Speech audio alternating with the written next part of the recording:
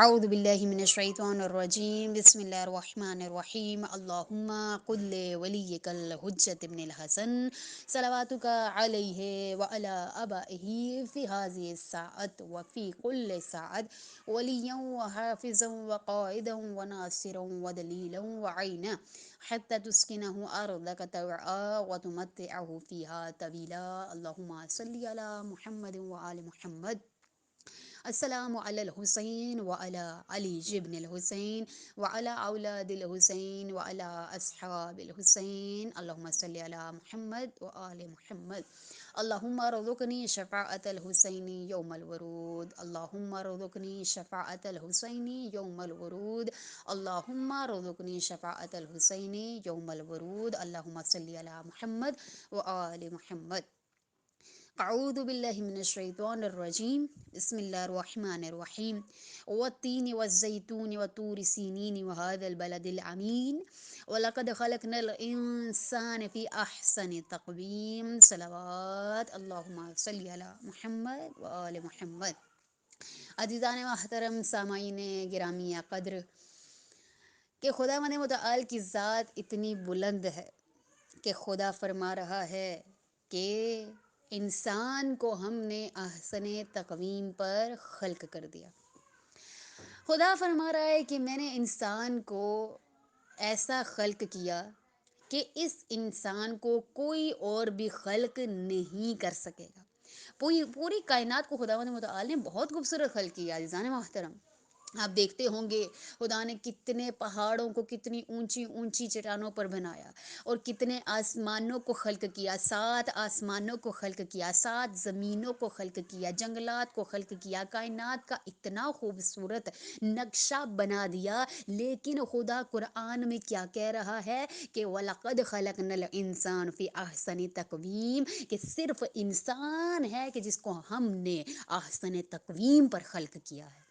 فقط یہ انسان ہے کہ پوری کائنات میں اگر کسی کی فضیلت ہے تو اس اشرف المخلوقات، اس انسان کی فضیلت ہے کہ یہ انسان ان ملائکہ سے بھی افضل ترین ہے، یہ انسان ان فرشتگان سے بھی افضل ترین ہے۔ کیوں عزیزان محترم؟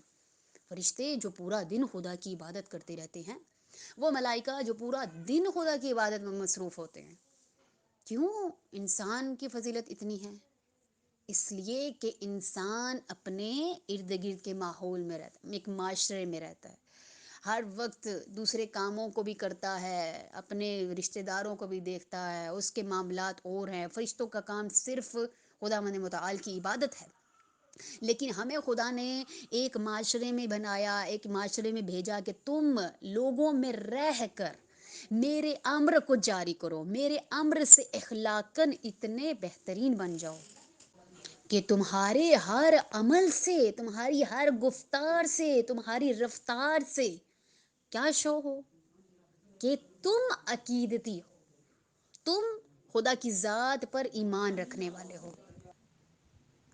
اب عزیزان محترم، کل میں نے آپ کے سامنے بیان کیا کہ اللہ نور السماوات والارض، اللہ زمین اور آسمان کا نور ہے۔ اس نور نے تمہیں بھی ایک چھوٹا سا نور دیا ہے۔ کون سا نور؟ آگ کا نور۔ اس آگ کے نور کی طاقت کیا دی؟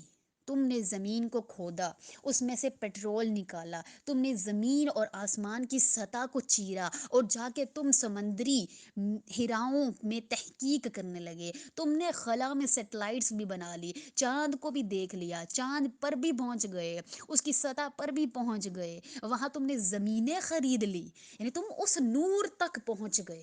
لیکن اصل نور کون سا ہے؟ جو خدا نور بیان کر رہا ہے، اس نور تک تم کبھی بھی نہیں پہنچ سکتے۔ اب عزیزان محترم، اب اگر ایک آنکھ نے دوسری آنکھ کو دیکھنا ہو، یعنی کہ انسان نے اپنے آپ کو دیکھنا ہو تو کیسے دیکھ سکتا ہے؟ وہ ظاہری بات ہے آئینے میں دیکھے گا تو اپنے آپ کو دیکھ سکے گا کہ میں کیسا لگ رہا ہوں، میں اچھا لگ رہا ہوں نہیں لگ رہا، میرے چہرے میں کیا خرابی ہے، تو وہ اس طریقے سے اپنی آنکھ کو آئینے میں دیکھ سکے گا۔ اب یہ نور بھی ہے، اس نور تک لے کر جانا چاہ رہی ہوں آپ کو کہ یہ نور بھی چاہتا تھا کہ کسی نور کو دیکھے، تو اس نور نے، اس خدا کی ذات کے نور نے، اس ہستی کے نور نے محمد و آل محمد کے نور کو خلق کیا، اور پھر نور کو نور نے دیکھا، اور جب اس نور کو خلق کر دیا تو اس نور سے رسول خدا کے نور کو خلق کیا، پھر اس نور سے امیر المؤمنین کے نور کو خلق کیا، اور پھر فاطمہ زہرا کے نور کو خلق کیا، پھر حسن و حسین کے نور کو خلق کیا، اور اسی طرح 14 معصومین علیہ السلام کے نور کو خلق کیا۔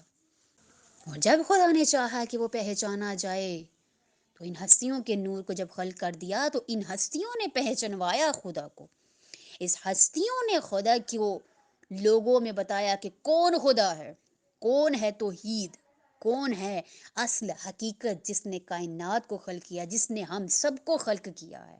اب عزیزان محترم، جو امیر المؤمنین کا بھی خدا ہو تو وہ کیسا خدا ہوگا؟ جو رسول خدا صلی اللہ علیہ وآلہ وسلم کا بھی خدا ہو تو وہ کیسا خدا ہوگا؟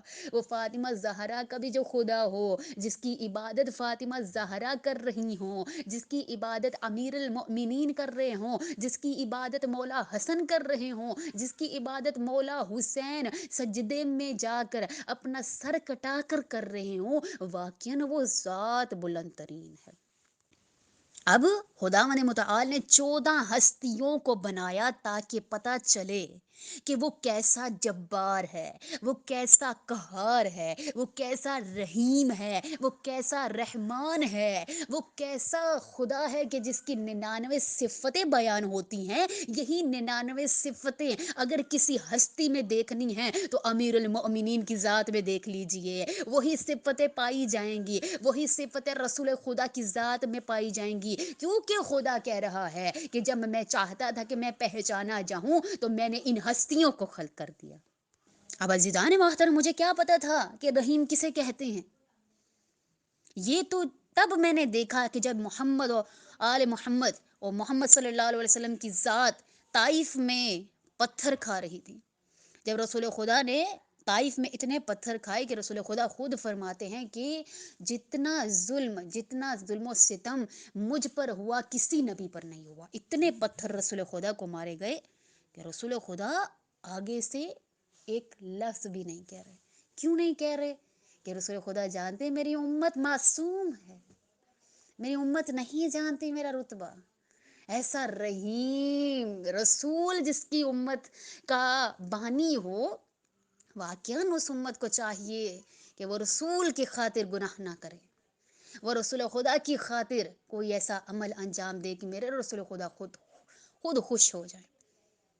کہ رسول خدا صلی اللہ علیہ وآلہ وسلم طائف میں پتھر کھا رہے ہیں لیکن پھر بھی دعا دے رہے ہیں کہ ایک عورت جو آپ بچپن سے پڑھتے آئے ہیں کہ آپ پر کوڑا پھینکتی ہے، روز کوڑا پھینکتی ہے، لیکن ایک دن جب کوڑا نہیں پھینکا تو رسول خدا اس کے گھر پر چلے گئے، اس کی عیادت کے لیے گئے، جا کر اس کو دوا لا کے دی، اس کے گھر کا کام کیا، اور وہ شرمندہ ہو گئی۔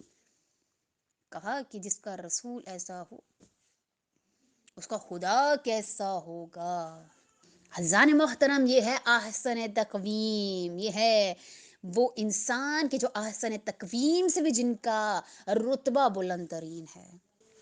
اب وہ خدا کہ جس کا ایک رحیم، جس کا محمد رحیم ہو، وہ خود کتنا رحیم ہوگا کہ میرے مولا امیر المومنین اپنے قاتل کو بھی شربت پلا رہے ہیں کہ جس نے میرے مولا کو ضرب لگائی اس کو شربت پلا رہے ہیں۔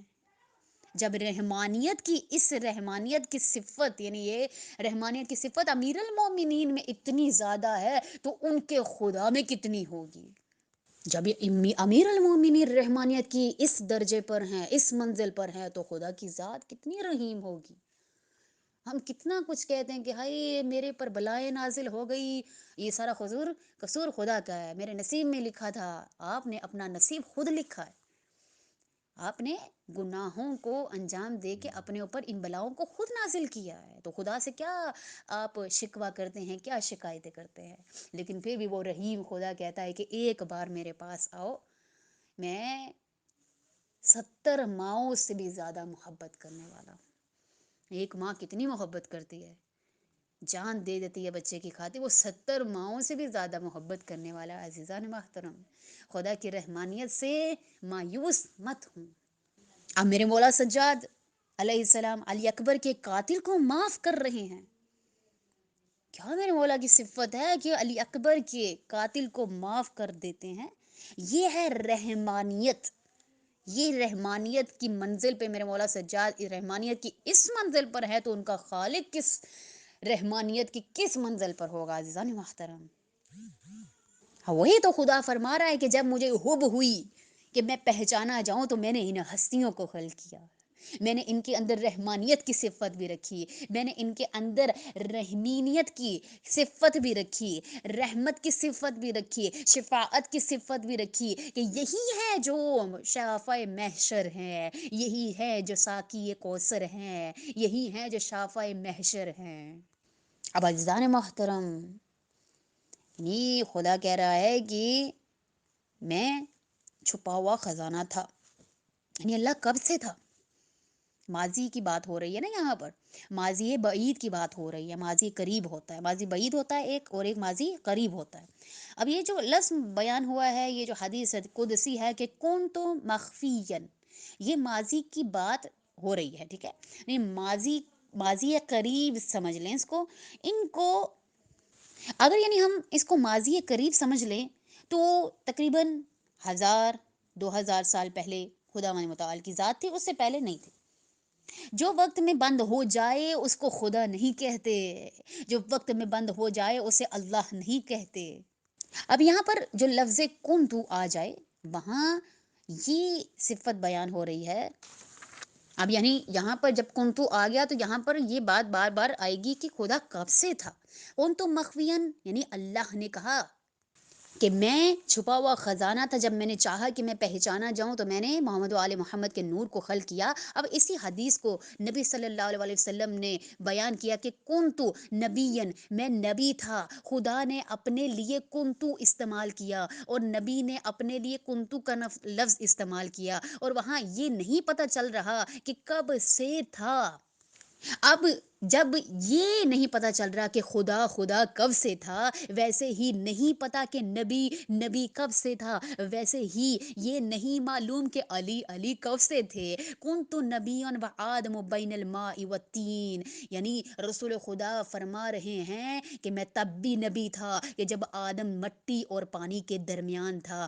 رسول خدا کا یہ جملہ بیان کرنا تھا تو مسجد میں لوگوں نے سوال کرنا شروع کیا. پھر رسول خدا نے فرمایا کنت نبیًا وآدم بین الماء والطین، یعنی میں تب بھی نبی تھا جب آدم مٹی اور پانی کے درمیان تھا. پھر رسول خدا نے یہی جملہ دہرایا کہ کنت نبیًا وآدم بین الماء والطین، یعنی میں تب بھی نبی تھا کہ جب آدم مٹی اور پانی کے درمیان میں تھا. اتنے میں یہ ہی الفاظ جب رسول خدا فرما رہے تھے کہ امیر المؤمنین مسجد کوفہ میں داخل ہوئے اور میرے مولا نے فرمایا کہ السلام علیکم یا رسول اللہ، تو رسول خدا نے فرمایا وَكُنْتُ وَلِيًّا وَآدَمَ الْمَاءِ وَالطِّينِ، میں اس وقت بھی ولی تھا. یعنی کہ امیر المؤمنین کے حوالے سے فرما رہے ہیں کہ علی اس وقت بھی میرا وصی تھا، علی اس وقت بھی میرا ولی تھا. یعنی اللہ فرما رہا ہے کہ علی اس وقت بھی میرا